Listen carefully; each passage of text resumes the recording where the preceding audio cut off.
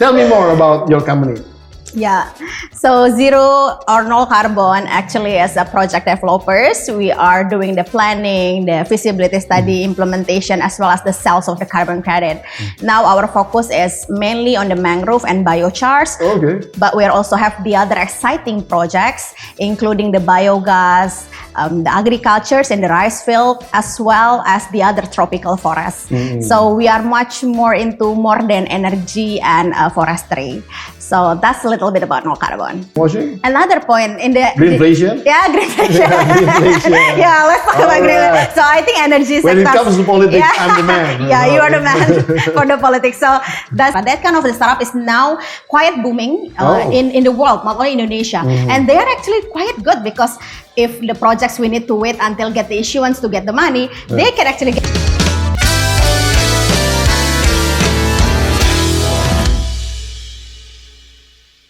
Bismillahirrahmanirrahim. Assalamualaikum warahmatullahi wabarakatuh. Yes,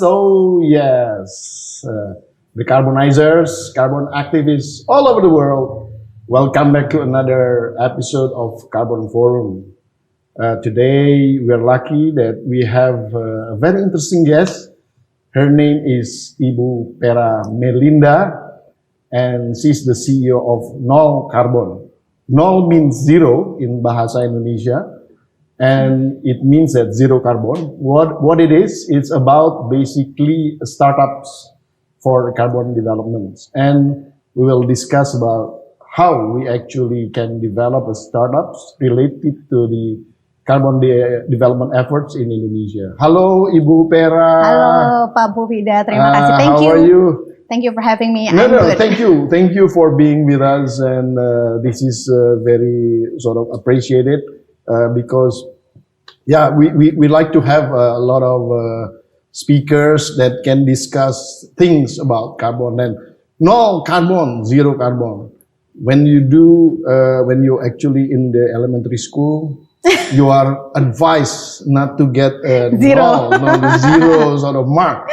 And you're aiming for the zero. Now. Tell me more about your company. Yeah, so Zero or Nol Karbon actually as a project developers, we are doing the planning, the feasibility study, implementation, as well as the sales of the carbon credit. Now our focus is mainly on the mangrove and biochars, but we also have the other exciting projects, including the biogas, the agricultures and the rice field, as well as the other tropical forests. So we are much more into more than energy and forestry. So that's a little bit about Nol Karbon. Oh, so how do you actually aim everyone to get no carbon status or zero carbon status? I think that's like the target of government, right? Yeah. We just capitalize it and use the opportunity. Yeah.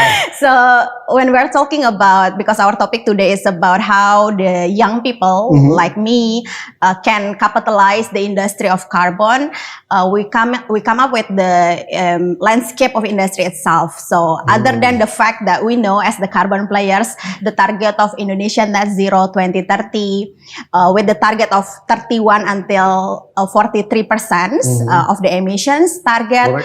And now Indonesia is also one of the biggest country who have the forest, right? We are the top 10. In terms of mangrove, we are the biggest one. Like 64% of the land of Indonesia is forest. It's around like 120 million. So I remember the facts of this number.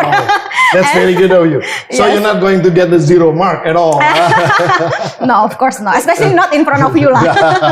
So with the potential of the forest that we have, as well as the energy, we have like around more than 400 megawatt from all the renewable energy sources.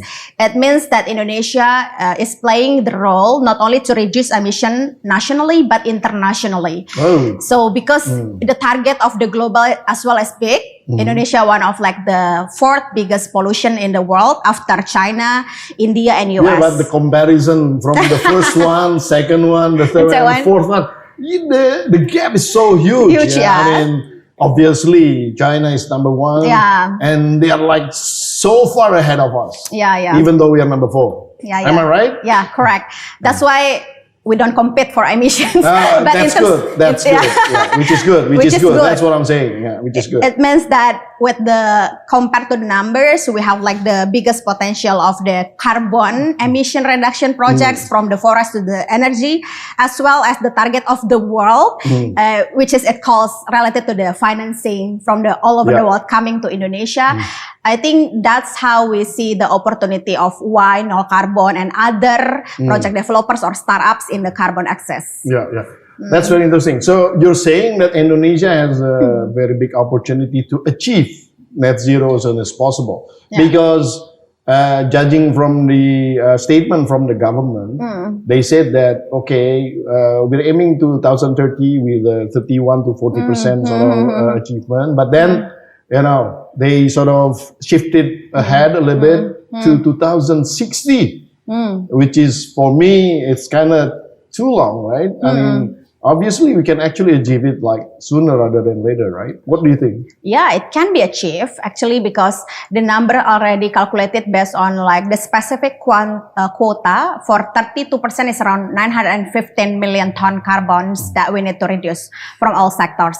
While for the 43% is around more than 1,000 million ton carbons that we need to reduce. So it can be achieved because already there is a roadmap, the methodology for all sectors, Indonesia, 5 sectors, including forest, energy, and then the agricultures, IPPU, and also waste.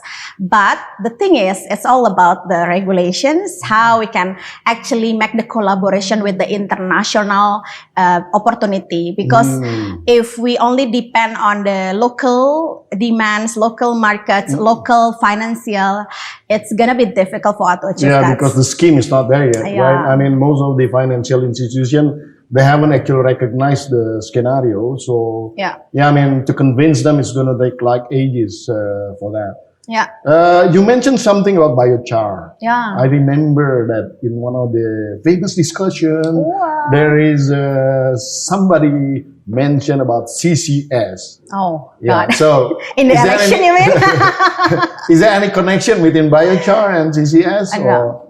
It's quite different. For CCS, it's much more into the technology, while the biochar is actually the biomass that you burn to be a biochar. The substance itself. The substance. So biochar is included in the nature-based for agriculture sector, while CCS is technology-based sector. So it's quite different. Right. So how do you actually use this biochar into these carbon development sort of scenario? Yeah, the logic is the same with the CCUS by the storage. So if you doing the CCUS, you mean that you capture the carbons and then you put it on the storage like below the land, right? But for the biochar, you put it on the biochar itself. So every biomass that has been pyrolysis or burned, they can store carbons within time of years. It can be like 100 years, etc. And it's quite expensive actually. Really? Yeah. This is the activated carbon, right? Not only like the burned stuffs, you know. No. So basically, it is converted into the activated carbon. Yes. And so you put it on top of the soil. So it can be fertilizers, but some of the suppliers of biochar, they are trying to combine it for the clinkers, you know, so they can for the cement factories. For cement. So it can be for industrial, but the methodology will be different. How you calculated the total usage of the carbon content versus the timeline, because if in the building or industrial, then the living years of this building will be counted on our calculations. So basically, if you mix the cement, clinkers, or whatever with the biochar, then obviously the wall created by it will absorb carbon better. Is that what you're saying? Yeah, they storage. That's interesting. They storage the carbon within several time of years, right? Okay. So you have that technology with you. For biochar, is actually the technology is coming from outside, just like CCUS. But we develop the projects with the plantation owners, from the palm oil to the westwood to like the bagas from gula, from gula. So those kind of plantation have opportunity now to think about reduce emission through the biomass process. Right. I see. Well, that's very interesting. That was biochar. Now we're shifting to energy sector. What do you think is the best energy development sort of solution for enabling this nol carbon or zero carbon? Yeah, I think I'm gonna be honest. We still rely a lot on the coal, and I don't think that we need to delete or block coals. It's still part of our natural resources and also the cheapest one to provide electricity. So we can avoid, what is the term for? Actually, it's not the cheapest one. It's very expensive. Still expensive, yeah. Because the aftermath is going to be very expensive. Because it's cheap now because nobody is actually trying to reclaim and also replanting the mine. This is the thing. That's why it's cheap. But if you do the reclaiming and also the replanting, then it's going to be very expensive actually. Yeah. They don't put it in the cost. That's what I'm saying. No. So you're asking me something? What is the terms of the green something, if there is any like a chaos because of there is a transition of energies? Greenwashing. Yeah, not greenwashing. Another point in the greenflation. Yeah, greenflation. Yeah, let's talk about green. So I think energy sector. When it comes to politics, I'm the man. Yeah, you are the man for the politics. So that's why for the coal things, I think there is the risk of the greenflations.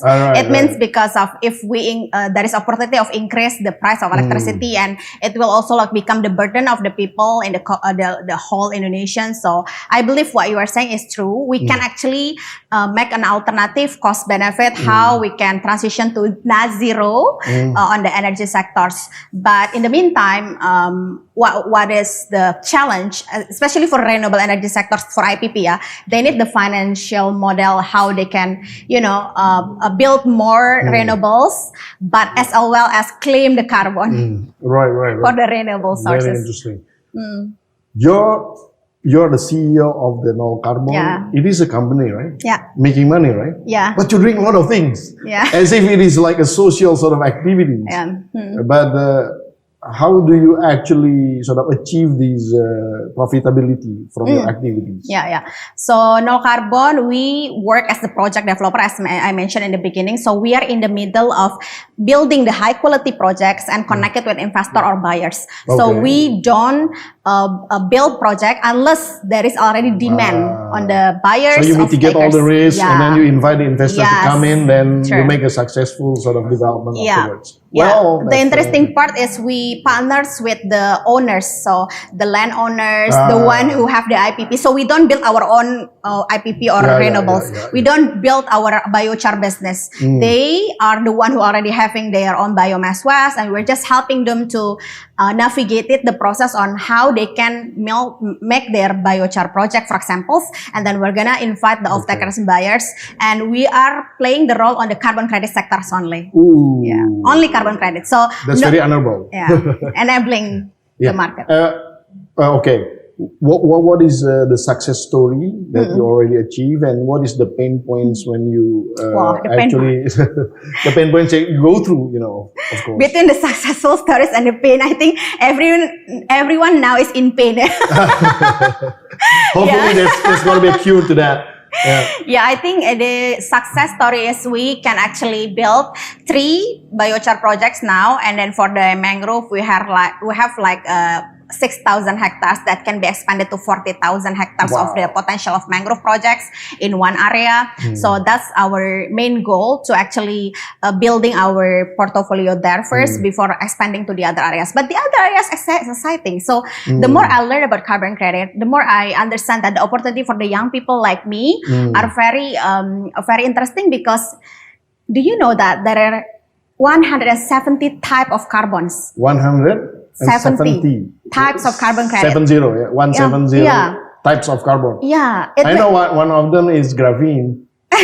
Because I'm a fan of graphene. That's why there's because carbon is a molecule, and then once when it is connected one atom to another, and the shape can be different. That's why it created 170 sort of combinations. Yes, there is 170 type of carbon credits from 8 sector. We are only talking 2, right? Mangrove as well as biochar. But there is other 8, like the other 8 including the forestry, the energy efficiency, the waste, IPP, industry, chemicals. So types of carbon credit. Yes. I thought types of carbons. You know, so sorry. It's okay. We're, It's okay, we're, Pak. we're in a different sort of mindset there. I was talking about the type of carbons. Yeah. Okay. So please continue. So it means that if the young people realize that they can actually build their own solution here, if they are like coming from the technical capacity of energy or the one who understand about agriculture, the one who understand about biogas and etc., they can actually be part of the carbon industry. That's why from ASECSI, You should talk more about this to the association, yeah? Yeah, true. You're a member of that association, Yeah, right? Pak. I am in the TJSL pendampingan. So you're the head of what your The corporate vice- social the responsibility, vice, right? Yeah. So Okay. for the CSR and TJSL, we are helping the company to reduce emission through the target net zero transformation program. So if there is any companies in Indonesia, if you think that you need help, our Carbon Expert Association Indonesia can help you actually to navigate doing the net zero emission You're doing target. the promotion for the For the association, which is good. Good. I like it. Well, I think now we're talking about your expectations. Yeah. You're saying that everybody's in pain, obviously because the environment and the situation is not conducive. Yeah. So, what is your expectation from the government that will enable you to sort of transform all this so you can actually do things faster and then more manageable? Yeah, true. So I think it's much more into the regulation, although the carbon credit is like the biggest industry with the biggest potential investment, because there is research stated that for the green growth on the sector of the solutions that we provide like this, including the technology and etc., it can be more than 400 billion yearly by 2030. Wow. So with the biggest potential of economy, it's come with the biggest risk as well, because if there is any kind of changing in regulation, the market will scramble down, wait and see, as there's a lot of risk to navigate it, what the government wants, what the private sector wants, and how we can collaborate together. So that's like the pain.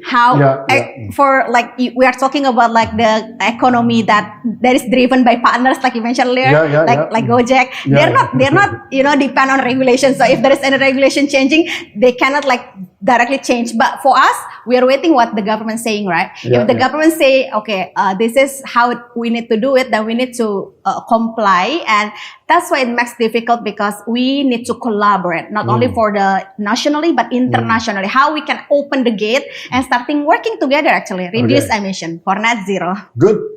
Well, last but not least, when you do startups, normally your aim is to disrupt. So what is your aim to disrupt? True. So the reason why we're starting building the project is because we want to understand what is the pain in the type of the projects that we find. For example, in the forestry now, there are a lot of startup technological giving the solution of pre-feasibility study. When you upload the map, you can directly get the data of potential carbon, the analysis, etc. That kind of the startup is now quite booming in the world, not only Indonesia. And they are actually quite good, because if the projects we need to wait until get the issuance to get the money, they can actually get the money from the prototype itself. That's kind of the companies that now building in the forestry sectors. But I believe in the future there are more to be done in the technological sector. For example, on the monitoring and reporting, in the energy sectors, in the agriculture sectors, and many other sectors, not only on the forestry. Because MRV, because now MRV is much more focused on the forestry. So that's why Nol Karbon want to letter, Pak. We need to understand first about how to making the project high quality credits first, and by understanding it, implement it, the more we understand about what the things that we need technological to automate and scalable the process. Oh, excellent. Amazing. Well, can you address something to the audience of the Carbon Forum? What is your vision and missions, Nol Karbon vision and mission for the future, please? I think from what I see is this is the right opportunity for the young people if you really have the capacity, technical skill, especially from forestry, energy, agricultures, as well as industrial and other sectors, you need to see about the carbon industry. You need to be part of the it's not early movement, but it's still on the beginning process of Indonesia to achieve our net zero target, because this is your opportunity to be part of the carbon economy. Extraordinary. Well, thank you for being with us, Ibu Pera. Thank you, Pak. And it is a pleasure to have you here, of course. And I really admire what you do. Thank you. I really admire it too. Thank you so much for having me. Okay. Well, decarbonizers, carbon activists all over the world. That was Ibu Pera Melinda, and she's the CEO of Nol Karbon, and she explains a lot of things about the situation in the carbon development sort of mechanism in Indonesia, and which is actually very interesting and also opening up our eyes related to the how we can actually see the futures of the carbon markets in Indonesia. So please join us again in the next episode of Carbon Forum with me, Pembidah Hidayatullah. Until the next episode. Wassalamualaikum warahmatullahi wabarakatuh.